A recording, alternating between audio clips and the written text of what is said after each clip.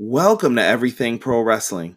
Everything Pro Wrestling is a show by the fans, for the fans. And I am your host, Conrad Cushman, and we are here today with a retro review of Survivor Series 2003 as voted on by you, the people.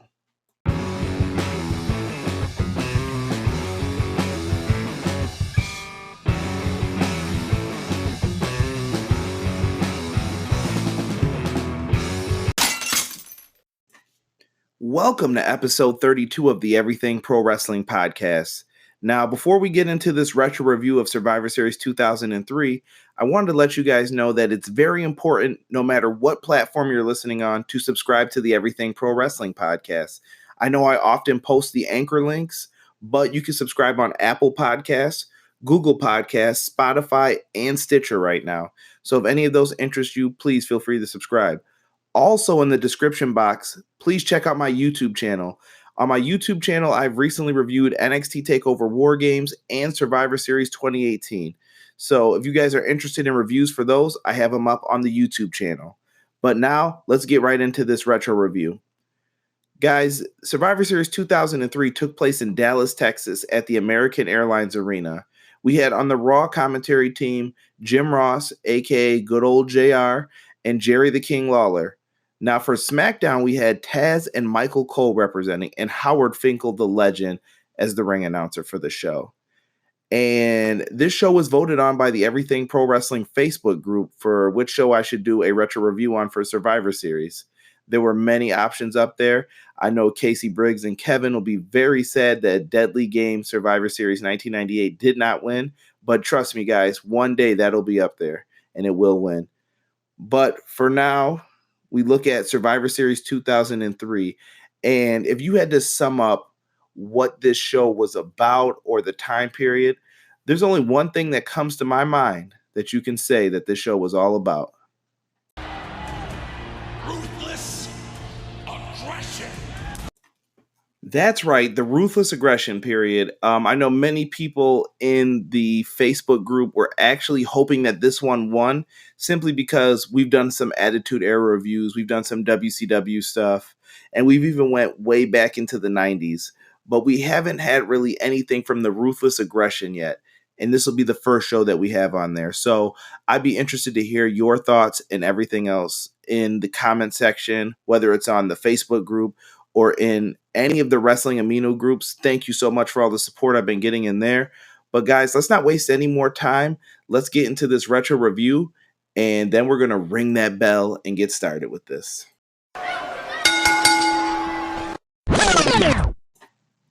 The year is 2003.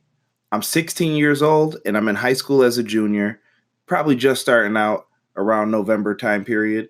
And probably the only things on my mind are rap music, basketball, hanging out with my friends, and how can I get my hands on a car as quickly as possible so I don't have to ask people for rides.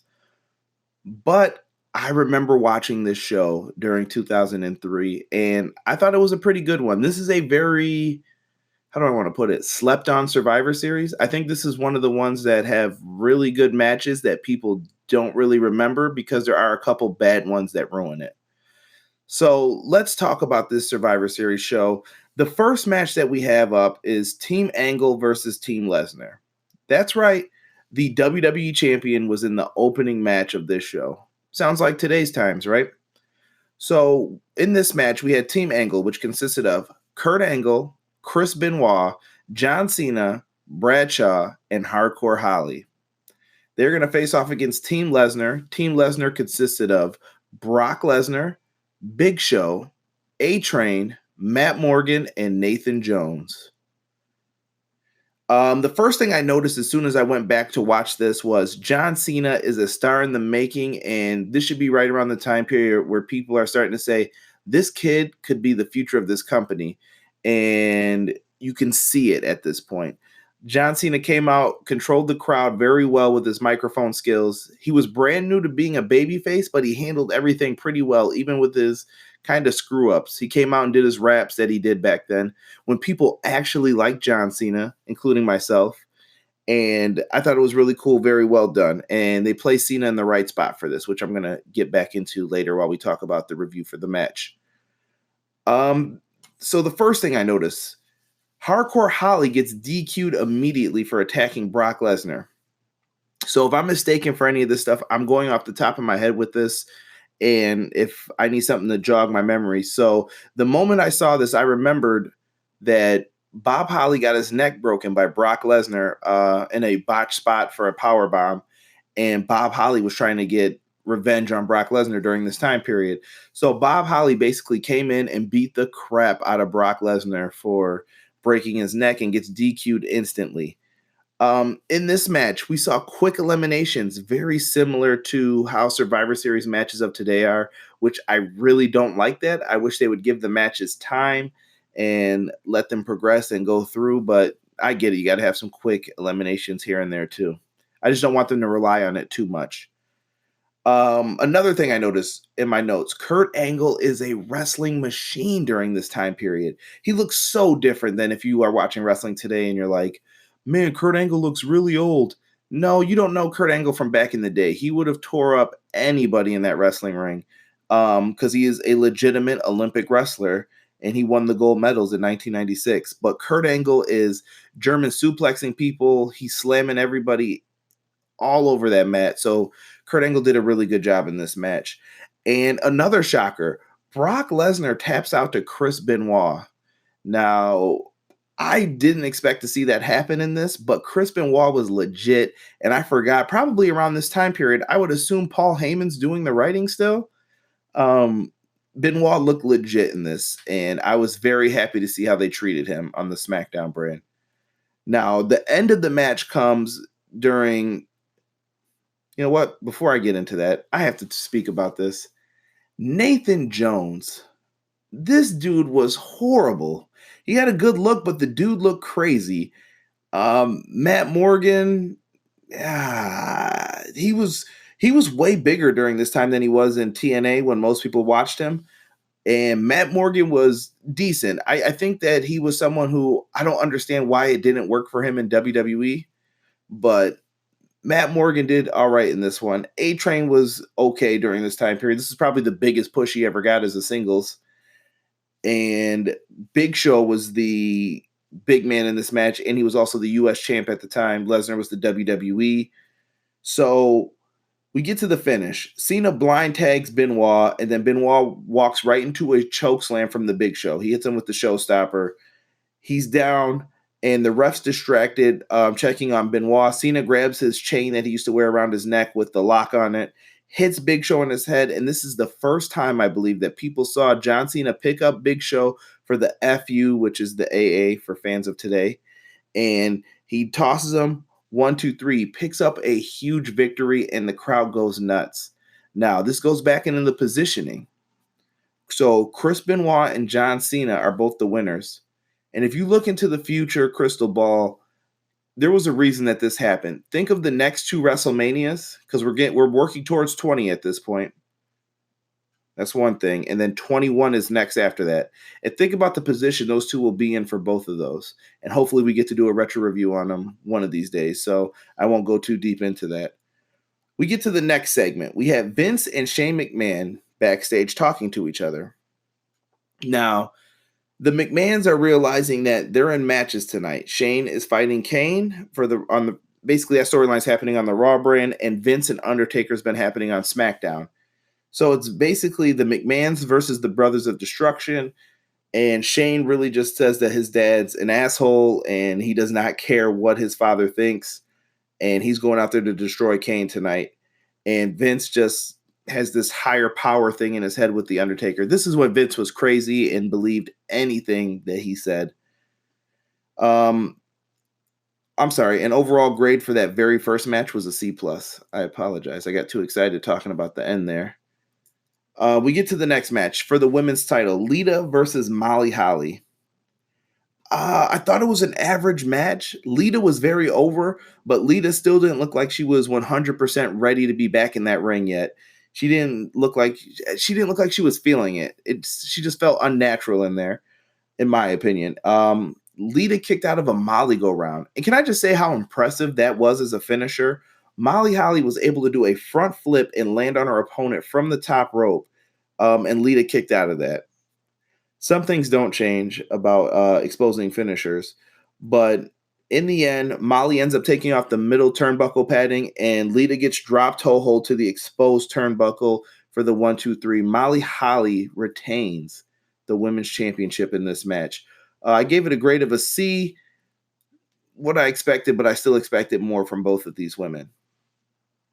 Match number 3, we have an ambulance match with Shane McMahon versus Kane. Now, this is when Kane just lost his mask. I believe the storyline started with this when Linda McMahon came out to say something to Kane because he was going crazy on all of the Raw roster and Rob Van Dam and everybody. And Kane tombstones Linda McMahon, and Shane's not going to let anyone put their hands on his mother. So Shane came back out to fight.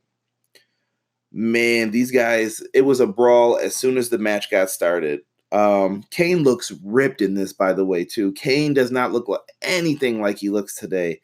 And shout out to Mayor Kane of Knoxville. But Kane looks nothing like this. This is when Kane was a beast and no one was touching him.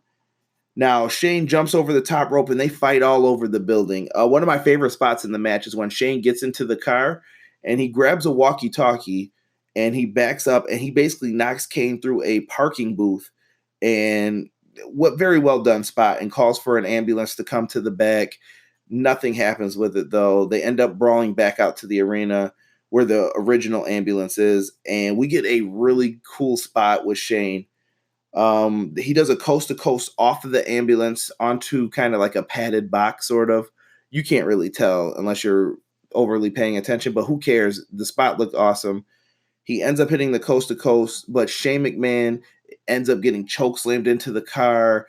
Kane eats a nasty face shot with one of the ambulance doors. Tombstone on the concrete to Shane McMahon. Kane throws him in, and Kane is the winner. Overall grade of a B. This told an amazing story, and it ended the feud between Shane McMahon and Kane. Absolutely enjoyed the match, though. Very cool, and I miss matches like this in WWE today.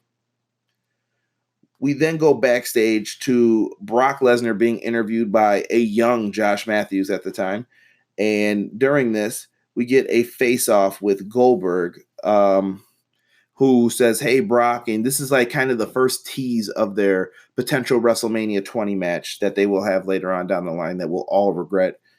And it starts off with that. Okay, pretty cool. We then go out to the ringside area where we see Jonathan Coachman, aka the Coach, who's in his heel persona at this time. And when you see the Coach, he's pretty annoying. And he comes out and he starts talking about Mark Cuban, the Dallas Mavericks owner. Mark Cuban's out there at the time, and he's just talking about kicking ass, and he doesn't like refs and everything else. And Eric Bischoff comes out and tells Mark Cuban to get in the ring. Mark Cuban threatens to get in the ring. He pushes Eric Bischoff down, and Randy Orton comes out of nowhere and delivers an RKO as he's establishing himself as the Legend Killer. Now, we get backstage then immediately after, and we see Evolution hanging out with ladies. You got Ric Flair with the ladies, Big Dave Batista hanging out with the ladies when he had hair, and we have Triple H, no beard, hanging out with the ladies. I'm pretty sure Stephanie was in charge of this segment because the girls had Triple H taking off his shirt, Flair's drinking with them, and they're dancing, and Randy Orton comes backstage, and there were some awkward moments of girls grabbing Randy Orton's nipples, but I'm pretty sure Randy Orton didn't care at the time. So he's talking about what he just did to Mark Cuban, and they're going to talk about how Evolution's in for a big night tonight, and we're going to ride out Supreme, and Triple H is getting back the world title from Goldberg. Very cool. Now, got to flip this over here. I'm going to grab some water, but Evolution at this time had the Reign of Terror on Monday Night Raw. What does that mean? The Reign of Terror on Monday Night Raw is basically Triple H winning nonstop, and it occurred from probably 2003 till 2005 till Evolution officially dissolved. So this was in the midst of all that, and some people liked it, some people didn't like it, such as myself. There were issues with it, but Evolution as a stable is elite. You got to enjoy those guys. So we get to our next match. It's for the WWE Tag Team titles on the SmackDown brand. We have the Basham brothers, who are the champions, versus Los Guerreros. And the Bashams are at this time managed by Shaniqua. I believe her name was Linda Miles. She won Tough Enough with Jackie Gata for Tough Enough season 2, if I'm not mistaken. And she was given the name Shaniqua, and she was put with the Bashams. The Bashams have a BDSM gimmick for two brothers who like to get whipped by Shaniqua, who is their, I guess the term's mistress. I don't know. But very weird stuff. And I know Jim Cornette absolutely hated them being in this type of gimmick for what he had planned for them when he had them in OVW. Whatever. So we get to the match here, and long story short, Linda winds up eating a frog splash from Eddie Guerrero. Chavo Guerrero ends up spanking her, and we get to all this stupidity and stuff going on in this match. They end up getting distracted, and in the end, Chavo Guerrero ends up getting rolled up by one of the Basham brothers, 1, 2, 3. I thought it was a weak ending, but they're trying to tell a larger story here. I get that, with Eddie Guerrero and Chavo eventually breaking up. And they have this weird, awkward exchange. They're not broken up yet, but you could tell that the seeds are being planted that this isn't going to last too much longer. Overall, I gave it a grade of a C-. Not the biggest fan of this match. I thought they could have done a heck of a lot better than they did, but it is what it is. We get to our next match, and this is my match of the night right here, guys. We have Team Austin versus Team Bischoff. You're getting a video package before all of these, and this is a loser leaves Raw match, basically, for the GMs. Bischoff can't take Austin. Austin can't take Bischoff. Austin wants to beat people up. Bischoff is a slime ball, basically. So who is on Team Austin? Stone Cold's team consists of the Heartbreak Kid, Shawn Michaels, Booker T, Rob Van Dam, and the Dudley Boys, Bubba Ray and Devon Dudley. Team Bischoff has Chris Jericho, Christian, Test, Mark Henry, and Randy Orton. Guys, I'm looking at my notes right now, and I have fun match for this. There were a few quick eliminations. Some happened kind of awkwardly, whatever. But everybody got their stuff in. There were some tags. It didn't happen super fast, like in the first match. But we fast forward to the end, and I'm sorry, did I say Test was in this match? I meant Scott Steiner. I wrote that in my notes too by accident. I just looked at it and I said Test wasn't in this match. I'm sorry. So it was Jericho, Christian, Scott Steiner, Mark Henry, and Randy Orton. So it doesn't matter because Scott Steiner was one of the first ones eliminated. We get to the last ending of the match, we'll say. Shawn Michaels is left by himself, and he is taking on Randy Orton, Chris Jericho, and Christian. Crazy blade job by HBK during this part with 3 guys left. He does a blade job on the outside. HBK is bleeding everywhere. This is like a classic Dallas, Texas match where the guy is bleeding and the babyface has to make this heroic comeback. And I love how they set this up. So Shawn Michaels is out there and he's doing his thing. He's trying to come back. He gets Christian eliminated with a super kick. He's in there. Then you got Shawn Michaels and Jericho. They go back and forth, kind of like their WrestleMania 19 match. They had great chemistry.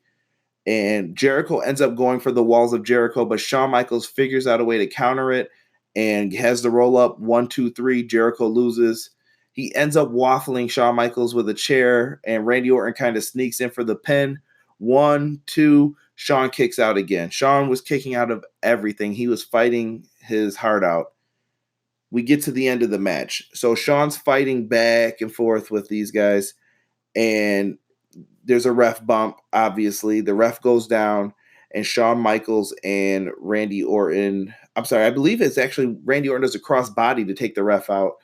They're going back and forth, and then Shawn knocks him down, and he sets up for sweet chin music. The bloody face barely can stomp his foot, and Shawn's sitting there. Eric Bischoff slides into the ring and kicks Shawn, knocks him down. Well, you know, old Stone Cold ain't having none of that, and he goes to work and beats the crap out of Eric Bischoff, stomping him. What? And he basically just gives him the meanest stomps ever. And Bischoff's trying to run away, and he's going up the ramp. But before that even happens, Randy Orton eats a nasty Stone Cold Stunner and almost flies out of the ring. With that happening, Stone Cold starts going up the ramp to make sure Bischoff doesn't interfere anymore, and he's fighting him. And Shawn goes for the pinfall on Orton by putting his arm over him. A bloody mess. He barely has enough energy to do that.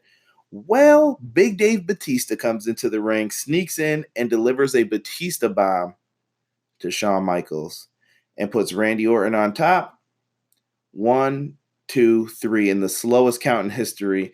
And you felt the pain because Stone Cold just walked out just in time to hear Evolution's music. Like, what happened?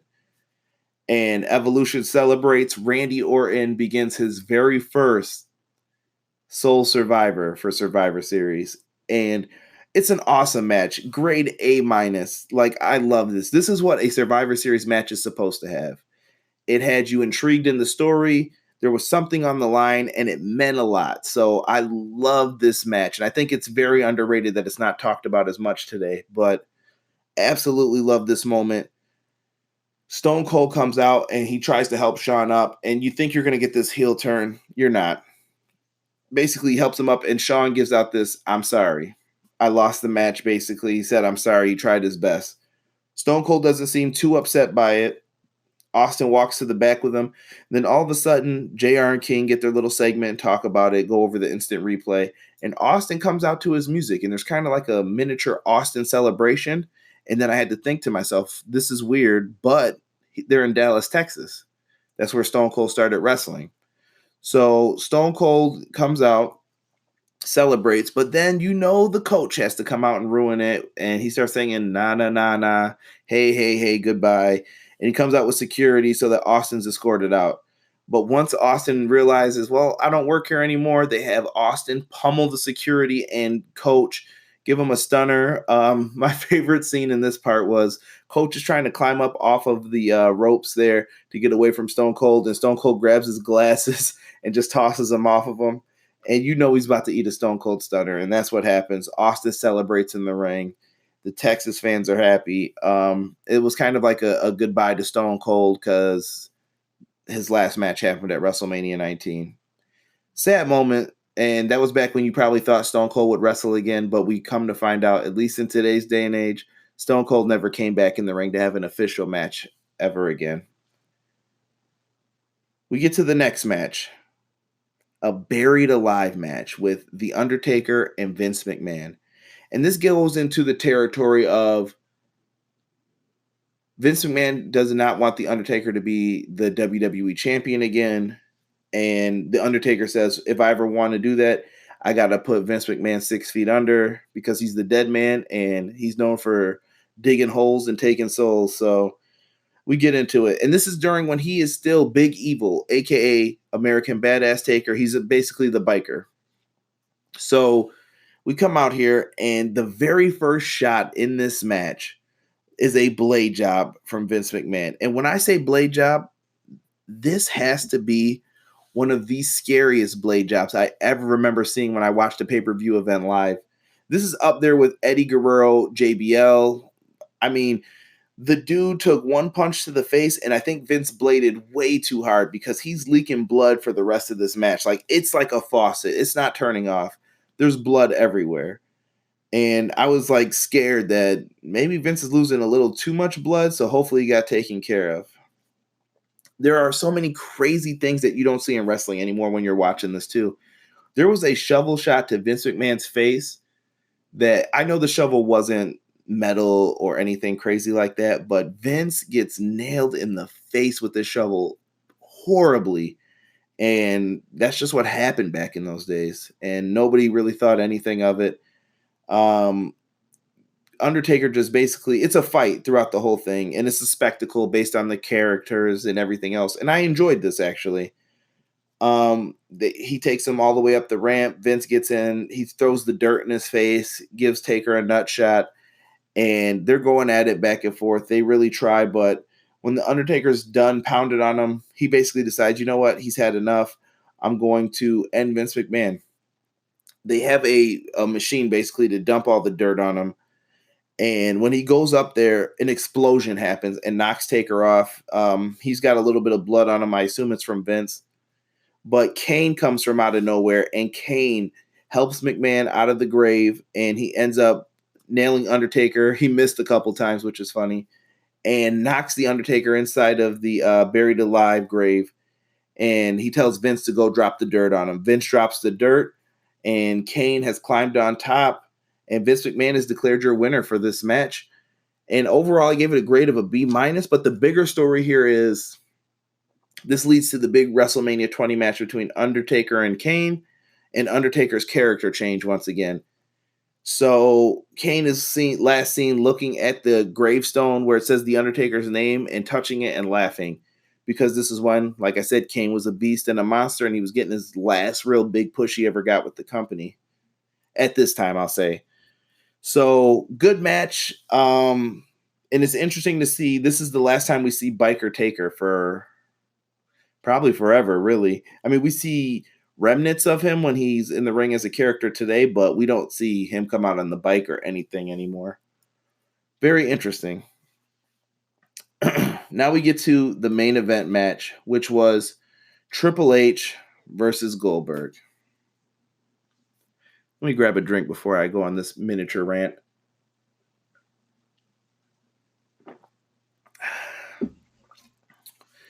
So everybody who wanted this pay-per-view, we were good with everything. Minus the BDSM from the Basham brothers and, Los Guerreros losing. Some of the other matches weren't that great. This match right here, in my opinion, is dog shit to an extent. We have Triple H versus Goldberg. Now, which Triple H did we wind up getting? We got Triple H in the biker shorts. So I assume this is still when he's trying to recover from that groin injury that he had. And we have Goldberg, who is wearing kind of like an ankle brace at this time. I don't know if that was to show his ankle injury, but this storyline goes back to the bounty that was put on Bill Goldberg's head after he won the world title from Triple H. He put a bounty on his head for $100,000 cash, and he said anyone within the sound of his voice who could take Bill Goldberg out. Very cool. That's the best part of Triple H's Goldberg storyline, I promise you. It winds up being that Batista takes him out, and they end up shattering his ankle or injuring it really bad. I don't know what the official diagnosis was on that, but whatever. Goldberg's ankles hurt. This match was freaking sloppy. It feels like WWE did not know what the main parts of Goldberg's match were supposed to be. I'm not going to lie, this match was shit. Like, you saw so much bad stuff in here, and we got one guy whose groin is probably injured. We got another guy who's selling an ankle injury. Goldberg's matches, if they go really long, are not good, and that's what WWE wanted at this time. So it was a mess all the way around. We wind up getting some stuff. There's a ref bump. Ric Flair tries to interfere. He ends up getting tossed off the rope. There's some mistiming cues with that. Batista and Randy Orton come in only to be taken out by Bill Goldberg. And he uses the sledgehammer that was introduced by Triple H on everybody. And then he throws it down, though, when he's fighting Triple H because he wants to prove I'm the ultimate babyface and I'm going to do this. Spear, jackhammer, 1, 2, 3. The crowd goes home with Goldberg still as their world heavyweight champion. C-, man. Like, this show was going so well. And this is why when I compare this show to a show like 2002, which I won't get into because I hopefully am going to review that one day. When I look at this show compared to that one, it's matches like that bring it down a little bit. I was not the biggest fan of it. I thought it was crap. And hopefully we don't have to endure another Triple H Goldberg match like that in these reviews for quite some time because I didn't think it was that good. And I just thought they never had that chemistry with each other. It never felt right. Like, I feel like Goldberg never liked Triple H and Triple H never liked Goldberg, but Vince wanted both of them to be in the top spot on Raw at that time. My overall grade for Survivor Series 2003 is a B+. Survivor Series 2003 was a good show, close to an A, but it was missing something. It needed a little bit more just to get over to that next level of being a great show. It had 3 standout matches. You had the great match of Team Austin versus Team Bischoff. You had the Buried Alive match with The Undertaker versus Vince McMahon. And you also had the ambulance match of Kane versus Shane McMahon. That is what the Ruthless Aggression is everything it's summarized to be in those 3 matches. But it just didn't cut it to get to that great show category, in my opinion. Matches like Triple H and Goldberg hurt the show, and the Basham brothers versus Los Guerreros. But it's still a fun show, and I would highly recommend anybody who wanted to go back and relive some Ruthless Aggression moments, you go back to this show. You also had moments on the SmackDown brand. Look at the pushes that started to develop for Eddie Guerrero, Chris Benoit, and John Cena at this time. Lots of potential to be seen on this show, and it basically starts to outline the future of the SmackDown brand and the Raw brand going into 2004.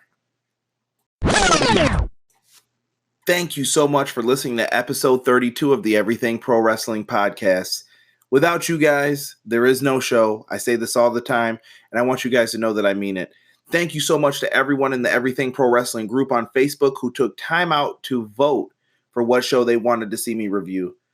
I really appreciate that, and I hope you guys know that the next retro review is kind of already decided, but we do know in December we will revisit Starrcade 1997. With all that being said, thank you so much to everybody. I appreciate everyone in the Everything Pro Wrestling group, everyone who watches my videos on Wrestling Aminu and listens to my podcast on there. You guys are great. So thank you for your support, and I look forward to bringing you more Everything Pro Wrestling content in the near future.